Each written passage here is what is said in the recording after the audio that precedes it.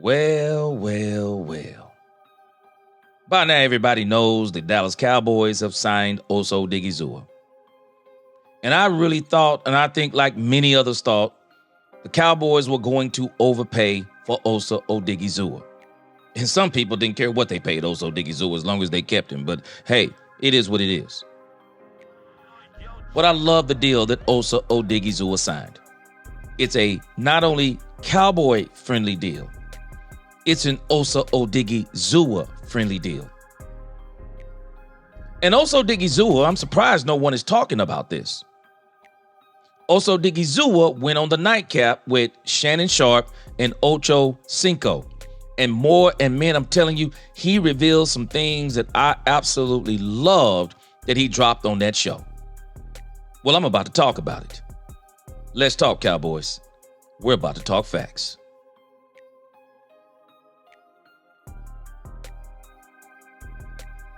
Welcome, Cowboy fans and Cowboy haters alike. I'm the G, and I'm the host of Let's Talk Cowboys, where we talk facts. And if you like this video, please don't forget to like, share, subscribe, hit that notification bell so you know the next time we post another video. And you can also continue to help us grow this channel and push it out into the YouTube algorithm. And if you haven't become a member, please do. We got a lot of great things coming in the near future. Now let's talk facts. Osa Odighizuwa. I've always, and I said it before, I liked Osa Odighizuwa. It wasn't Osa Odighizuwa's fault if he got overpaid by the Dallas Cowboys. Because again, man, I'm a grown man. I live in America and I love America. Make all the money you can. Make all the money you can legally. Don't shortchange yourself. Don't devalue yourself. I don't believe in all this stuff where people be talking about discounts. If you want to do that, you do that. But I say you make what you can. This isn't just about you. This is about generational wealth in your family. But that's a whole nother conversation. But Osa Odighizuwa is going to let us in on his mindset as it applies to signing with the Dallas Cowboys. And I do believe, as a bonus, he kind of gives us some insight on some things that were going on with the Dallas Cowboys. And I'm actually laughing because Shannon Sharpe, I'm going to let you hear something in the beginning. Shannon Sharpe is going to say something about Osa Odighizuwa that is actually not true. It's not a knock on Osa Odighizuwa. It's the truth. But Shannon's going to say something that is untruthful in the beginning and then come back and show why what he said in the beginning is untruth or not truth. But again, I'm not going to just go through the whole interview as it applies to Osa Odighizuwa. What I'll do is I'll put it in the description. I don't know. I may go through all of it. I don't know. But if I don't, I'll put it in the description so you can go watch it without my commentary all the way through. But again, I thought this piece with Osa Odighizuwa was absolutely fantastic. Without further ado, let's roll it. Joe Crack. Oh, now joining us, fresh off a big contract. I'm gonna need to let me hold something. Let me borrow something that I can't pay back. And what? Osa Odighizuwa. Did I pronounce that right? Osa. Yes. Odighizuwa. Yep. It's good to be here. Thank you guys for having me. No, thank you for that. Congratulations on the deal. You seemingly really came into your own this year. Doing a great job of attacking the run, collapsing the pocket, getting to the quarterback. What was different this year than in years past? Now, I want you to lock in on what he said right there. Lock in on that. Because this is the part that he's going to come back later on, at least in my opinion, based on what he said, he's about to contradict himself. Now, anybody who kind of looks at Osa Odighizuwa's numbers, it is what it is. Osa Odighizuwa is strange. He's a defensive tackle who is actually better at pass rushing than stopping the run. Now, maybe he'll get better at stopping the run this year. We saw some flashes, and I think that's what Shannon is referring to. But he's going to come back and ask him some questions about the run. And if Osa Odighizuwa has been in the middle, why has the run game not been as good? Even though I do think that Osa Odighizuwa may even give some explanation for that. But I locked in on that when he talked about him attacking the run. Not so much agreeing with that, but he did collapse the pocket. Man, Osa Odighizuwa, man, when you look at his his quarterback pressure rate, it's incredible. I think he's third in the league. I think just more experience. You know what I mean? Just getting more reps and then more opportunity. The most that I've ever played, the most that I've ever gotten a rusted passer. So I feel like just having more looks at it, more chances at it, is just always going to allow me to be better. You feel me? Because it's copycat league. You're getting the same blocks over and over. So the game starts to slow down a little bit. I can start to play the game within a game a little bit more. Well, considering that you went up against. Now, I like what he said because it makes sense. He's saying that he got more reps. So he's saying that's why we saw the improvement in his play. Hey, I agree. It's great. I like that. And again, everyone knows we started to see flashes from Osa Odighizuwa, especially the second half of the season. Osa Odighizuwa actually went nuts in the second half of the season. So did a great job. Listen, what factors influence your decision to commit to the Cowboys long term? You know, I definitely love my team. Okay, yeah. You feel me? The routine and being in Dallas and everything that I have set up out here is conducive to what I got going on. Right. That's part of the reason why I'm in this position to be able to get more money anyways. So for sure. So I think that's just as valuable as more money, you know, and I feel like with that being the case and trying to chase more for the sake of more, you know what I mean? Because it's you can always just try and get a little bit more, just try and get every dollar that you possibly can. You know what I mean? I feel like it was a very good deal, bro. And I was happy with it. It's life-changing money. Most definitely. I got to mom's is good forever. Yeah. Right. And you in Texas, no state taxes. So the money that you might have gotten, let's just say for the sake of argument, you got an extra $10 million over the life of the contract somewhere else. You're going to save that in state taxes by not having state taxes there. So for me, I'm looking at you, Osa, is that what can I do with 80 million that I need to be able to do with 90 million? That's what I'm saying. That it doesn't open or close any doors, bro. Once you're already in the realm of life-changing generational wealth, it you know what I mean? It doesn't really move the needle for how I'm gonna be living my life or what I can and can't do. So I know I'm smart enough. I got good people around me that are gonna be able to help me make more money on that off the field. You feel me? We're set. Yeah. Hey, now, let's clarify something that they're saying. One, he loved the team, or he loves the team. Number two, he loves the situation. Everything he does, it operates correctly in Dallas. Now, number three, also, he said he didn't want to chase every dollar. Now, I think there's a reason why he may be indicating that he didn't want to chase every dollar, because to chase every dollar then takes him away from not only what he feels comfortable in, because he's saying, I like my team, I'm comfortable with the situation I'm in, and people don't understand, man, when you start moving, it takes you to different places.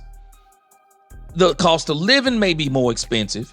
You may not like where you're living. You might not even like where you're playing. So you might be getting more money, but at the same time, you're miserable getting more money. And you might be paying more out because the environment you're in, it's no longer cost effective the way you have it in Dallas. A lot of people don't understand. Playing in Texas in particular, whether it be for the Dallas Cowboys or the Houston Texans, there's no state tax here. That's exactly what Shannon Sharpe is talking about. The cost of living here is way cheaper than most places. A lot of these big time places like California, New York, let me tell you, I know people who live on those coasts, and they will tell you it is way cheaper to live here. And so all money isn't created equal. Now, we got to be careful talking this stuff about there's no difference between 80 and 90 million. Shannon Sharpe is tripping. I guarantee you he doesn't live his life like that. I guarantee you don't. And no millionaire, no wealthy person is even going to talk to you like that in a lot of cases. Because when you start talking about there's no difference between, basically 80 and 90 million, nah, there's a difference between 80 and 90 million. But where where it does come in, that there may not be a difference in 80 and 90 million, is if you're being asked, because I've been bringing this up with the Michael Parsons contract, if you're being asked to play in California versus Texas, that Michael Parsons could actually take less money and still make the same amount of money that Nick Bosa is making in the grand scheme of things because of the cost of living and because of the state taxes. And it's the same thing with CeeDee Lamb. CeeDee Lamb won on his contract because even though he's not making as much as Justin Jefferson, cost of living in Minnesota, the state tax in Minnesota. So when you start putting all those things together, and I love what he said, I like the deal. I've already showed the deal. I showed it on my channel already. It's a great deal. It's a great deal for him. It's a great deal for the Cowboys. It's a great deal for both of them because if the Cowboys don't like what they see with Osa Odighizuwa, they can walk away. He still gets his guaranteed money. He still gets his guaranteed money, and his guaranteed money isn't astronomical. He still gets his guaranteed money. He's still in his 20s. He can go somewhere else and continue his career, and he can still get another bag.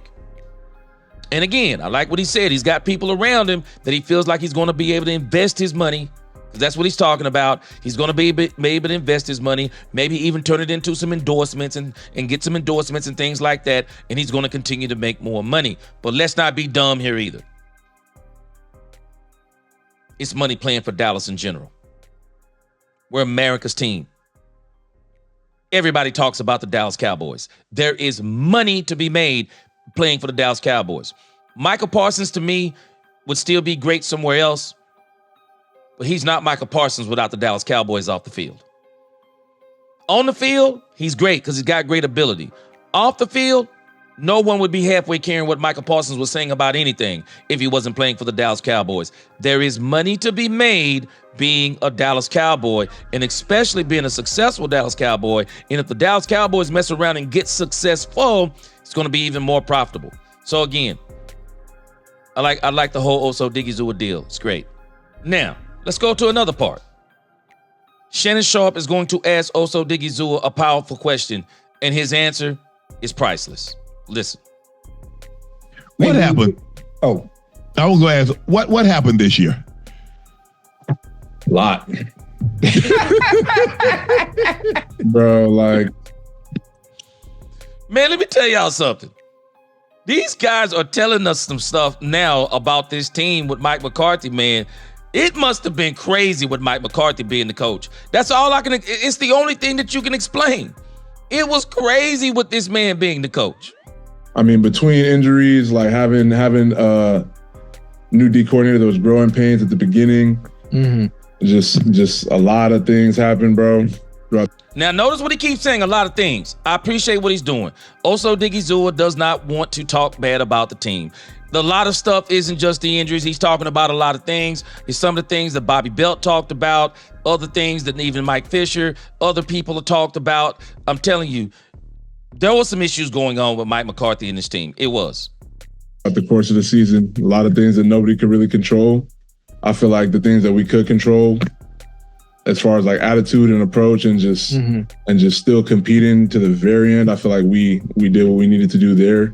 And that's promising just the mentality of the team. So I feel like that's something that we could build off of for sure. Now, I disagree with Osa Odighizuwa there, but he knows more than I do. But it just seems the way they've been talking with Brian Schottenheimer. Y'all remember the C's? And one of the C's they kept talking about was communication and culture. This team seemed like it had a bad culture. I do think that's a part of some of the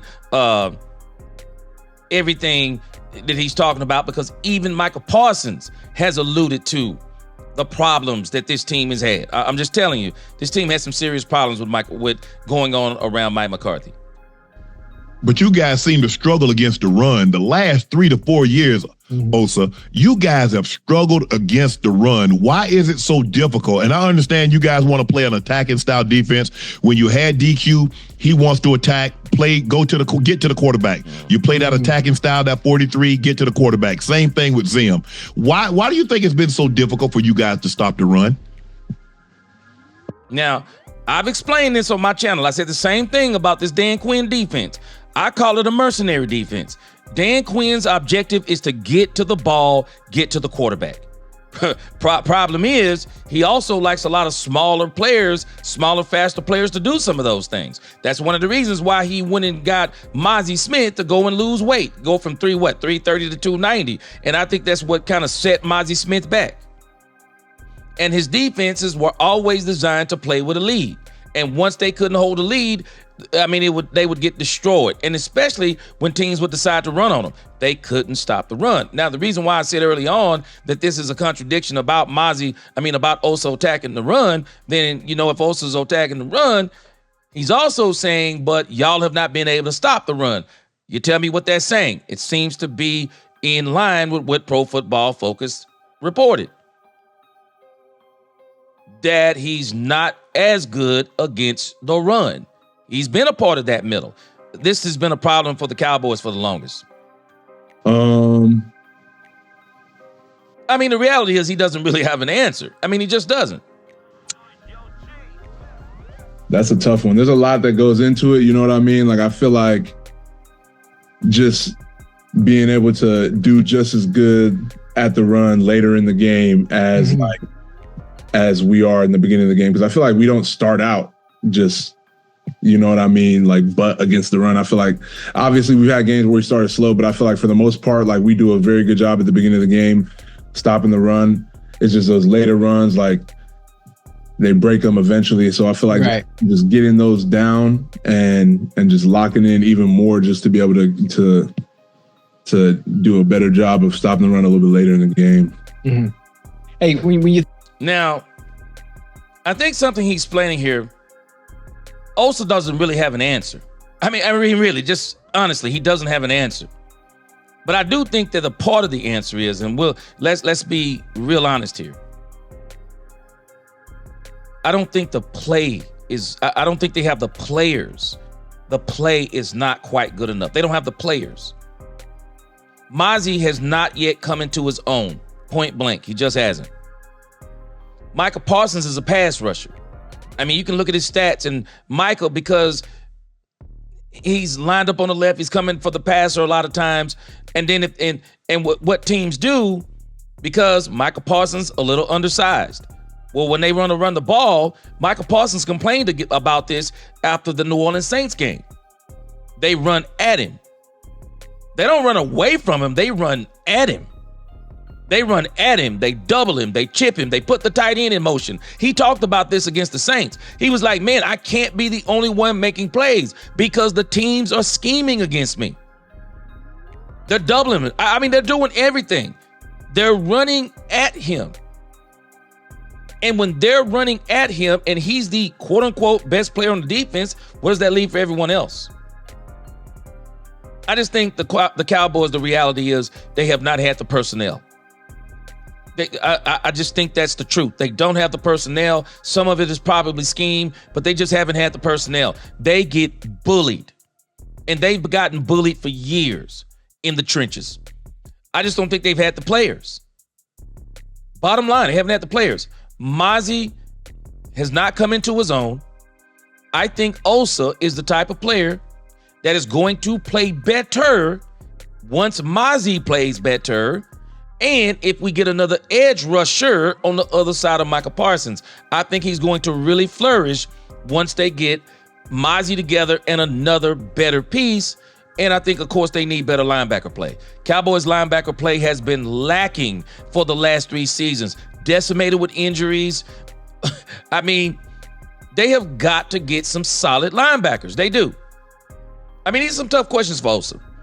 But again, he doesn't really have, he just doesn't really have the answer. No, the Cowboys, I don't know if it can be explained. Just terrible against the run. When Jerry is constantly in the headlines, he's saying things like, do you come on, Jerry, come on, Jerry, stall us out, man. Let us just play with all the distractions and that you're creating. No, Uncle, you can't answer that. I don't view it as a distraction, bro. Okay. You know what I mean? Like, what he says doesn't affect what we do out there on the field. Oh. Like, I'm the one out there on the field, bro. Like, what?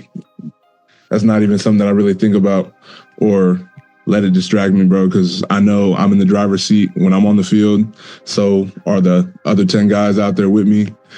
So are the 11 guys on offense.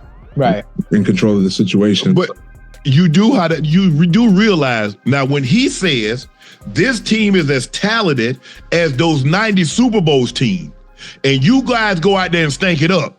Now either he's misguided or you guys are not nearly as talented as he thinks. Now it's only one or two choices, Osi. You sound like a hater right now. I'm not gonna lie. Drop it on him, Osa. That boy Shannon Sharpe trying to start some mess up in the crib. That boy Shannon Sharpe is trying to start some mess up in the crib. I mean, I love what Osa Odighizuwa said, man. He gave the perfect answer. And at the end of the day, I think, and I think a lot of us think it affects the way this team thinks and plays sometimes. But Osa Odighizuwa is putting the onus back on the players. Osa Odighizuwa is saying that they're the ones on the field. They are the ones who have to execute. And I think in some respects, I think they've just gotten used to and understand, just like when you have that old grandpa or that old aunt, and you know how they are, you know how they talk, you know what they do, and you just say, well, that's just them. And I think that's what they've just resorted, that they understand. Jerry's going to be Jerry. Jerry's going to be Jerry. So, hey, I applaud what he said. Cowboys defensive lineman Osa Odighizuwa recently signed, big lucrative contract. He has his money now. Now he really gets to focus and become the player that he dreamed he could become. Oh, yeah. A Pro Bowler, an All-Pro, and hopefully get the team to the Super Bowl. Osa, thank you for joining us. Congratulations on the contract. Stay healthy, and we're checking with you down the road. That was a great interview with one Osa Odighizuwa. I appreciate everything that he said. And, he seems to be a very genuine kid. I think Osa Odighizuwa is going to, with this coaching staff, if they are everything that we think they are, Osa Odighizuwa is only going to get better. Mazi Smith, we're waiting on the emergence of one Mazi Smith. I think he's going to turn it around. I do believe the Cowboys are going to go and get an edge rusher. I think that's one of the things they're going to try to do in free agency.